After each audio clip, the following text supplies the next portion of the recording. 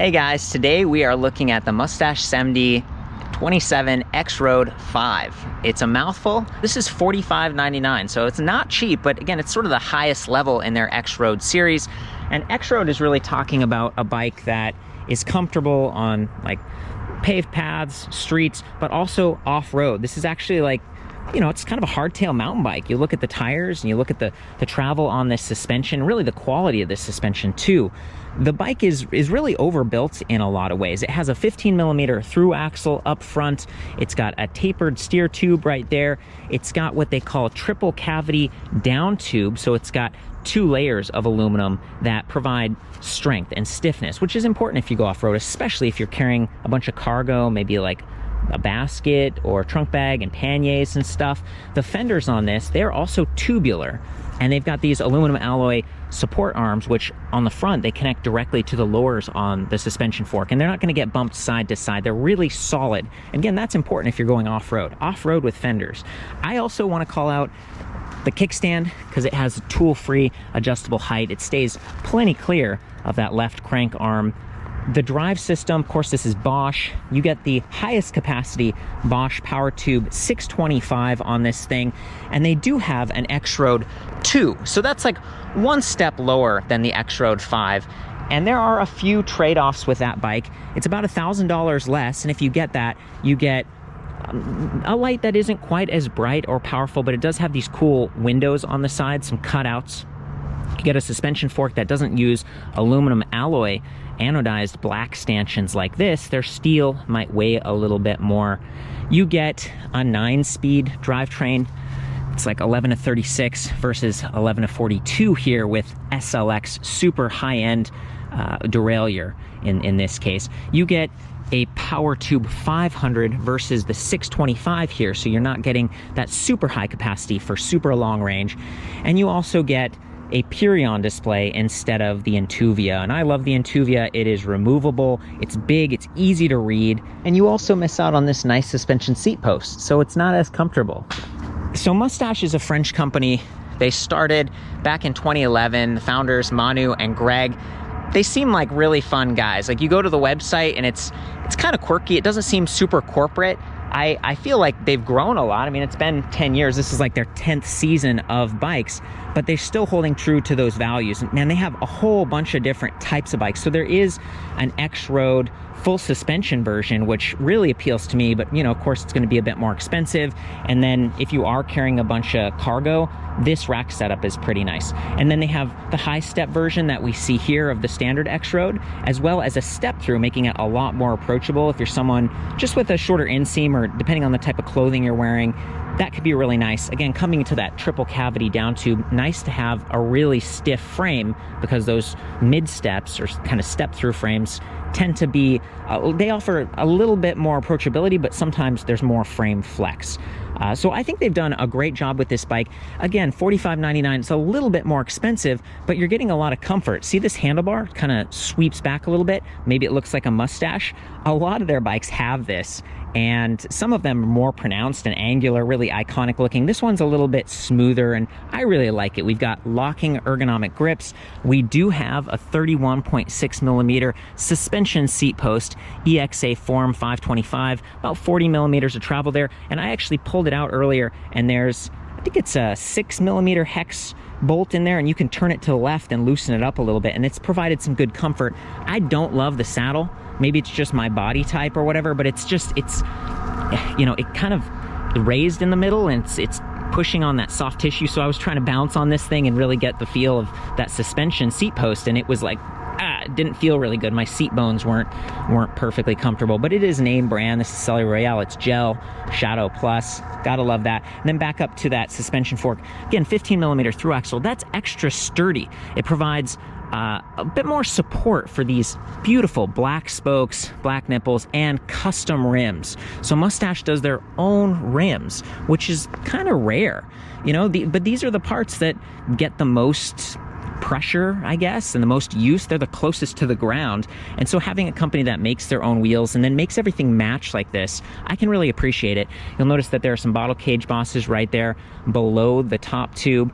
fairly easy to reach. It's an interesting frame design. You'll see how they really angled that top tube down. They sloped it, so even the high step is very approachable, and the high step is going to be the stiffest and the most performant, like if you really are going off-road. So I feel like it's a nice compromise. It's very approachable. You can see that they carried that line down through these seat stays right here, and then they've mounted this AXA block XXL. This is a cafe lock, and it uses the same keys as the battery pack right here. So I wanted to demonstrate that, try to move the bike a little bit.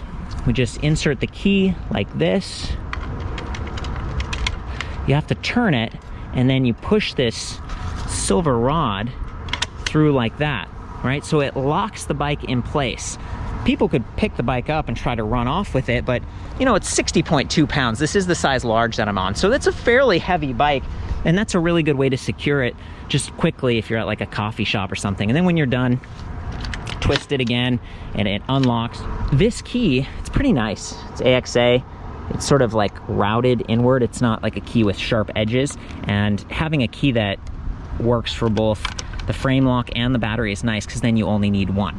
Okay, so this shield on top of the battery pack, it's plastic, black, really blends in nicely with this frame. It does not lock to the frame, so I feel like that's a little bit of a point of vulnerability, but it's a lot lighter weight than some of the metal ones or the side mounting batteries and stuff that I've seen. Like Trek has this rib design that it's nice. It has a handle on the battery pack, but it's heavier. So coming back to weight, I like lighter bikes, and we've already got that fairly heavy PowerTube 625. I think it's like 7.8 pounds. So I appreciate that they went with plastic, but just note that this could get swiped pretty easily at like a bike rack or something. Okay, so we can unlock the battery pack the same way. We turn, see it kind of pushes up like that, and then there's a button underneath. I'm gonna try to use a little bit of extra strength here to get this battery out, and be careful with it. We don't want to drop this thing. The interesting thing about it is, coming back to the Xroad 2, the more affordable hardtail version, that comes with a PowerTube 500, which is actually compatible with this frame. They have like an extender piece, so that's kind of neat. In the past, I've complained a little bit about PowerTube because it is heavier. Like compared to the bike I reviewed in 2018, which used a power pack, that was like 5.7 pounds, and you know, versus like 7 pounds or something. So you're getting a little bit of extra weight with that battery pack. It can be charged on or off the frame, but one complaint I have is that the charging point is right here on the left side of the motor, and that's directly in the path of that crank arm. So if it kind of got bumped or something, I don't feel like the Bosch charger interface is super vulnerable. It's actually pretty thick and durable, but it is right there. You have to kind of bend over to plug it in, and getting the battery out, it requires a little bit of effort. There isn't a handle on this thing, and then to get it back in, really got to line this thing up right in there. There you go, like that, and then set it down. And I was hoping you could just push and it would, you know, click right in, but no, you have to kind of unlock this again like this, and then it clicks in. Okay, so you know, these are complaints about the Bosch system. I really like the power pack, and actually the old Xroad, the design, the way that Moustache integrated that battery, it fit into the down tube. I'm not sure if it was triple cavity like this and it wasn't as high capacity, but that was just so awesome. It had a handle, it was like beautiful. It was cross-compatible with like all the bikes, whereas the PowerTube, they have one that goes in from the top like this, which I really like, one that goes in from the side, and one that goes in from the bottom. So there's like 3 different versions of this battery, and it's just like, it's heavy, and I don't know. You know, occasionally I talk to reps at Bosch and I provide my feedback, and that's one point that I call out, because yeah, it's just extra weight and stuff. So you know, here I'm complaining a little bit about some of these trade-offs, but of course Bosch does a really good job. They're widely recognized as one of the best e-bike drive systems out there. Well, we're making friends with the spiky plant. What sets them apart is that we've got 3 different signals going into activating and deactivating the motor. We've got rear speed, you can see the sensor right here, and then a little magnet. Make sure this doesn't get spun. kind of kicked out of position because you'll get a read error. And then there's pedal cadence and pedal torque. It measures these over 1,000 times per second. And this motor, the performance line, it's using a 38 tooth standard chainring. On the older Xroad that I looked at back in 2018, it was using the proprietary, 2.5 revolutions reduction gear sprocket design. It was a lot louder. Now that was the performance line CX. It offered 75 Newton meters of torque, whereas the new performance line Gen 3 that we're looking at here, it's about 7 pounds for this motor versus 8.8 pounds on the old one, but it only offers 65 Newton meters of torque versus 75. So it's like, I think that the drivetrain's really nice. It actually cycles backwards, so you can maybe lube the chain and do drivetrain maintenance a little bit easier. There is a bit of a clunk, like when you're pedaling and in high levels of assist and you stop, it kind of, there's just a feeling. I've mentioned this on a couple other reviews. For the most part, I think it's a great drive system because it is powerful, because it's efficient, because it's so quiet, and you're tapping into the Bosch ecosystem. Like up here, we've got the Intuvia display.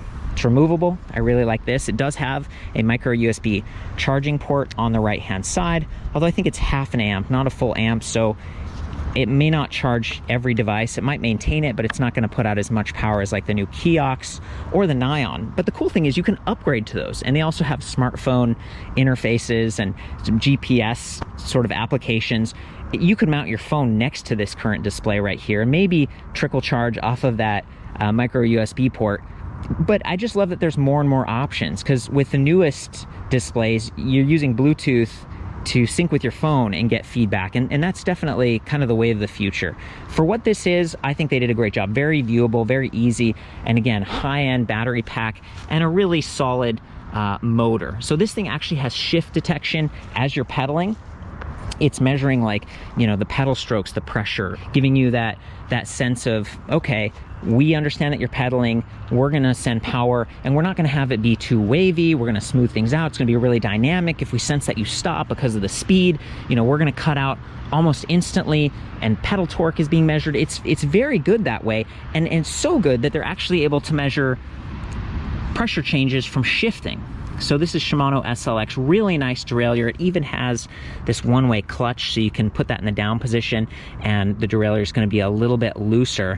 Yeah, there we go. So it's going to be easier to remove this rear wheel. This is just 135 millimeter standard dropout with 9 millimeter axle with a quick release skewer. So again, up front, we got the through axle heavy duty, and in the back, it's like, okay, kind of standard.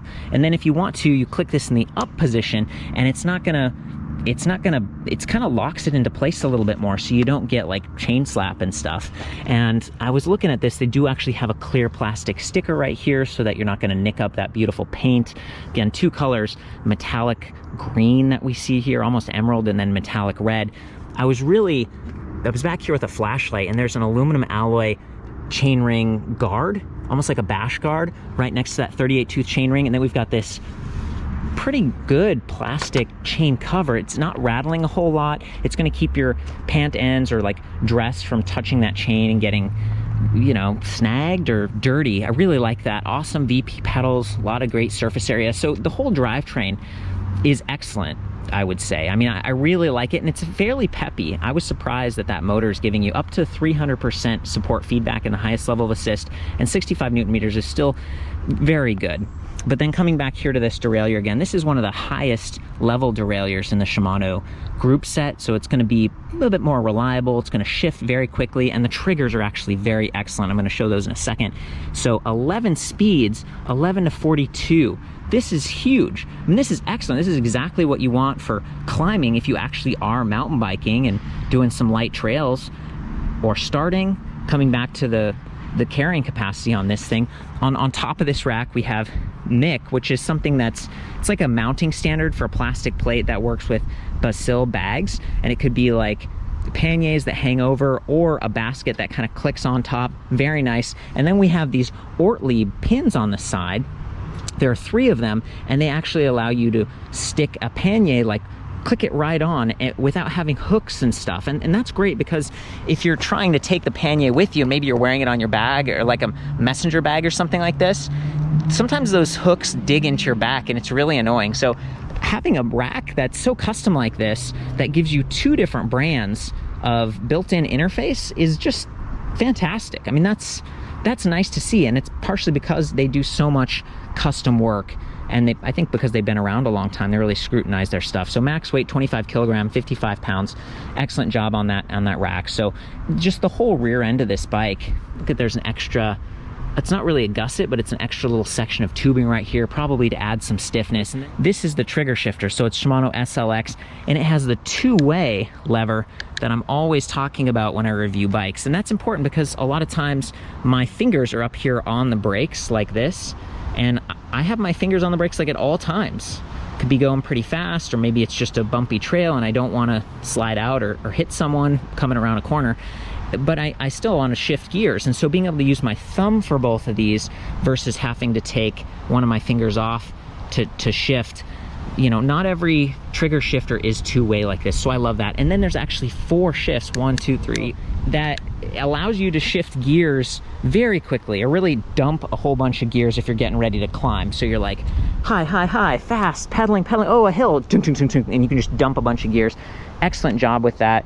I'm really glad. This is something minor, but for people who ride a lot and really want to feel like you're a part of the bike, that's an important piece that I miss sometimes on less expensive bikes. So then they have these locking ergonomic grips, of course, 2-finger Shimano adjustable reach brake levers. These are pretty nice. They seem like a little bit of an upgrade to me. I've provided the exact details back at the website. 180 millimeter front rotor, so it's extra big. A lot of your stopping power does come from the front because you brake and like your weight shifts forward. So 180 millimeter standard dual piston caliper. Back in the rear, 160. And I was kind of like, well, you know, why didn't they go 180 front and rear? And it might just be because they've got this big rack here and they've got the extra support tubing and stuff. I think it does a good enough job. And again, the kickstand, I haven't had a problem with it, but yeah, you know, it's just kind of more normal. And then these tires, Hutchinson Python 2. The last time I looked at the Samedi 27 Xroad, it had the same tire, but it wasn't like 2. So I don't know, new and improved, I guess. And these are 27.5 by 2.1. Let's see here, it's like 29 to 58 PSI. So it's a pretty good pressure range.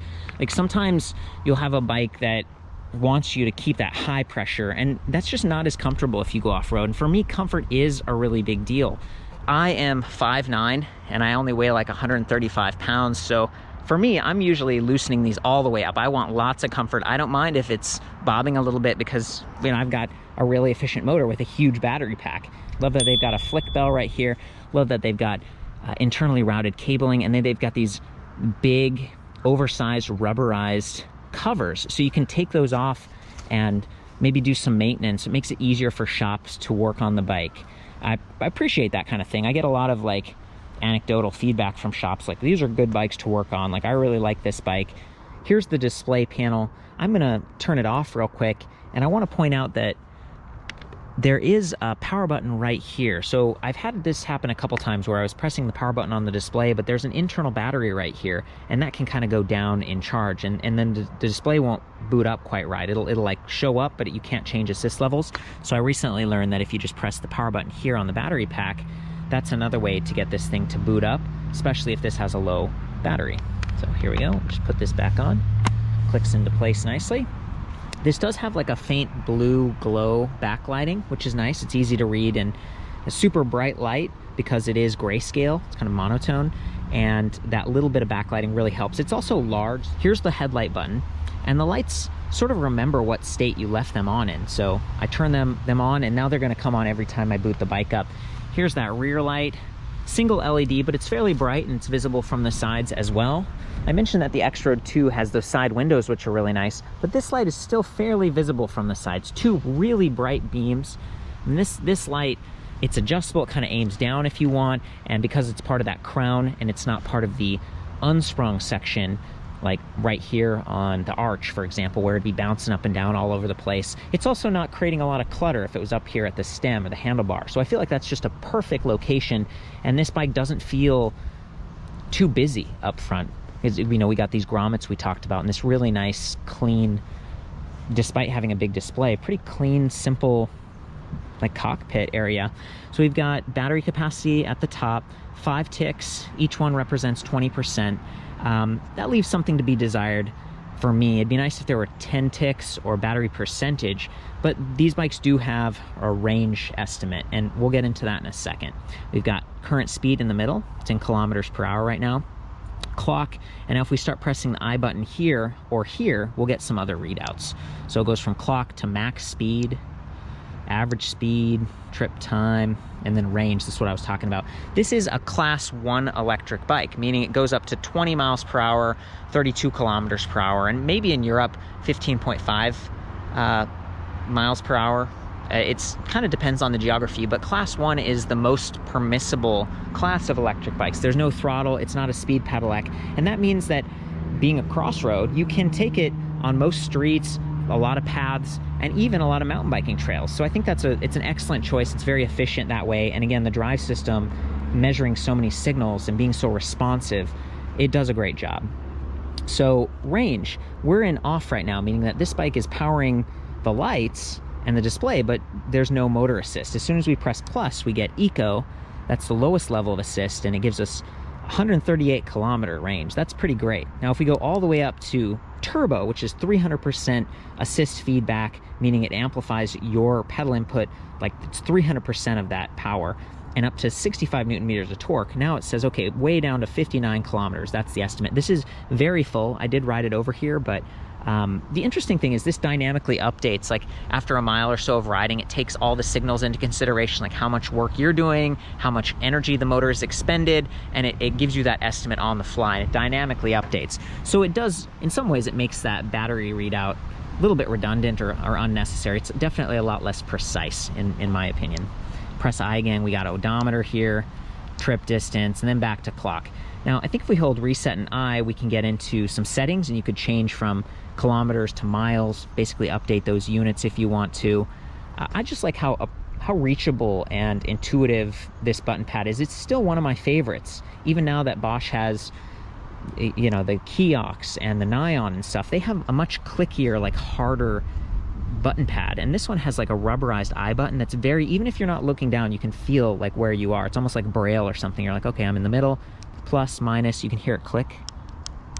So it's very satisfying. There's walk mode at the top. You can press that and then hold plus, and the bike will walk itself, which can be very handy if you do have that rear rack loaded up. Maybe you've got a child seat mounted or something. It does seem like maybe the Thule, Next Maxi would fit on this, the one that clamps to the side. It doesn't look quite deep enough to have the easy fit one that sits through, but notice where this rack is mounted to. There's plenty of space between the rear portion of the saddle and that rack. So I feel like they've done a great job spacing and then just supporting it and connecting it to the fender and everything. And that's a big deal. Coming back to fit and everything, I've measured standover height, minimum saddle, maximum saddle, so you can really get an idea of the length of the bike and everything too, if you have a bike rack. You could swap out this suspension post for a rigid post, and you'd be able to drop that seat even lower. So keep that in mind if you're someone who's a little bit more petite and maybe you're looking at the step-through version. That's something you can do to really dial things in. We got the flick bell over here. I think that's it, you guys. I mean, we've been pretty thorough on this bike. I do my best to try to answer all the questions that might come up and show the bike from multiple angles, because this is an expensive purchase, and this is really like maybe a car replacement kind of thing. You could get this and be riding all across the country during touring because that big battery. I feel like Moustache has done a great job, and the bike is definitely growing on me. I like the sporty look of the old one I covered, which was 2018. It's like the gray one, and it had some really cool like logos and stuff on the side. This one is a lot more, it's understated. You know, the logos and branding really blend in, and they're very minimal, and so it feels more like a luxury SUV to me. And even the color, it looks really nice out here in the forest. It doesn't attract a whole lot of attention, but you know it's like a luxury product for sure. So yeah, I'm just gonna hop on this thing and do some ride tests. I'm just gonna start off in turbo, and there's actually a little hill over here, and it's fairly steep, so I'm just gonna test the brakes out right now, and also the feeling of traction. Like, this is actually feeling pretty stable. It's a little bit of a gravel section right here. And I'm gonna go back up this in just a second, so I'm gonna downshift. You'll notice that there's no rattling from the fenders and stuff. Like, that's really noticeable. this is a pretty steep hill, and I'm gonna try to start on a gradient just to demonstrate the power of the performance line motor. I'm not in the lowest gear, but I'm in gear 10. I'm in the second to lowest. Wish me luck. Nice. I'm not having to stand up or anything. My knees feel good. There we go, no problem. No problem getting up this thing. In fact, now I need to shift gears to use my thumb.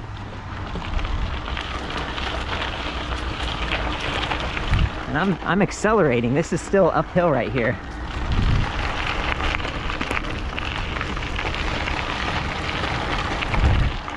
Whoa, boy. About 20 kilometers per hour. And fairly stable. I like to do the no hands test, even on this bumpy terrain here. That's nice. And just the swept back design of these handlebars. See, my hands don't have to reach quite so far. I'm not leaning as far forward, and they also don't have to twist to get a flat handlebar, which is more of a mountain bike style. I like swept back handlebars like this a lot. Nice. The bike is zippy, surprisingly zippy.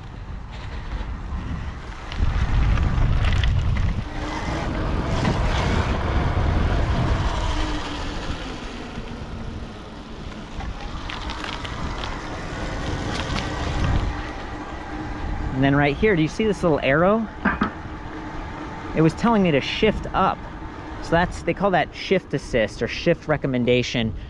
So for someone who might be pedaling fast like I just was at a high RPM, the motor can support it, which is important. Like, let's say you downshift because there's a big hill and you've got all this weight and you're trying to balance the bike. Maybe you don't want to shift. You're like, I just need to keep pedaling. Well, the motor's not going to fail you and require that you shift. You're not going to start falling behind because the motor is fairly powerful. But the display is going to tell you, hey, you're going to be more effective if you shift gears. And that's what it was kind of telling me here. So I'm going to do that. Okay. There we go. And it slows my pedal cadence down. Much more comfortable. That time I'm using the rear brake. Still very effective. There we go. Crunching the gears a little bit there, but with shift sensing does pretty well. It's kind of a software driven thing, so you still want to ease off a little bit when you're riding this bike and you're carrying a lot of weight, and maybe you're going up a hill and you're shifting. Just ease off a little bit to help spare that drivetrain.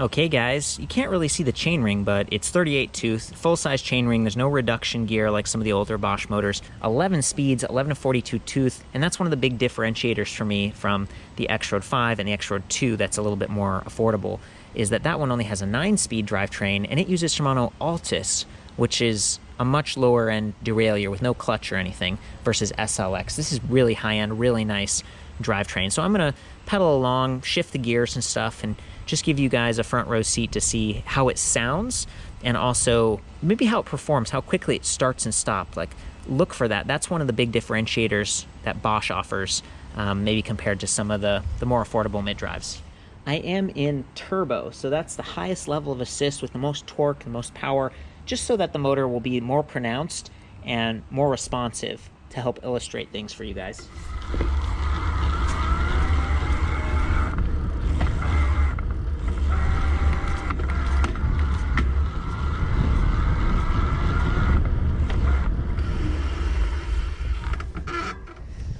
Excellent. It's very responsive and sporty feeling, like big step up from Active Line Plus. I'm glad they went with this motor, and the weight on this bike is all really well situated towards the middle, so that improves stability and handling. The interesting thing about the controller on this bike is that because it's measuring pedal torque, you can actually ease off a little bit, and it doesn't really matter what level of assist you're in, even turbo, and the motor will just relax a little bit. So it feels a lot more like an extension of your body. I'm gonna try to demonstrate that here. We're still in turbo, but I'm gonna pedal more gently.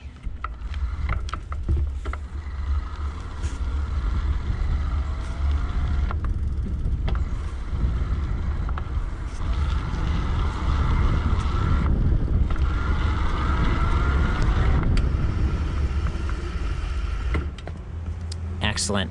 Suspension quality is another thing that differentiates the Xroad 5 from the Xroad 2 and other lower end, more affordable models. So this is 100 millimeters travel, thick 32 millimeter stanchions. They're aluminum alloy to be lighter, and they're black anodized coating to reduce stiction. It's a really plush, nice feeling suspension. A lot of times I'll complain like, oh, it's a coil suspension. It'd be nice if it was air because you can sag the weight. It might weigh even less, but this is really reliable. And the profile of the suspension doesn't change if you're going over a lot of bumps consistently. The air doesn't heat up, for example. So I feel like this is a good choice. And yeah, the bike does weigh a little bit more, mainly because of that high capacity battery and the lights and the fenders and everything like that. And the fork does add to that, but it's a really durable choice, and I love that it has the through axle. So I'm just gonna ride with this for a minute.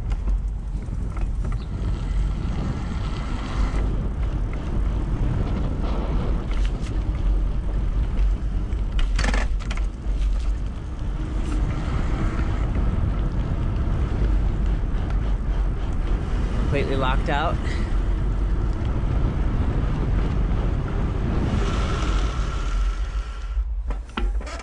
Nice. For the full written review on this bike and some of my older Moustache bikes, you know, there's a comparison tool. There's some categories now that help you maybe sort through what I consider to be some of the top bikes right now. You can check out ElectricBikeReview.com. You can also chime in on the comments, and some of the leaders from different shops like Propel and New Wheel, people like that are in there occasionally answering questions and helping to guide you. Try to be as independent and objective as I possibly can. I care about you guys, and I hope you have fun out there. Ride safe. We'll see you next time.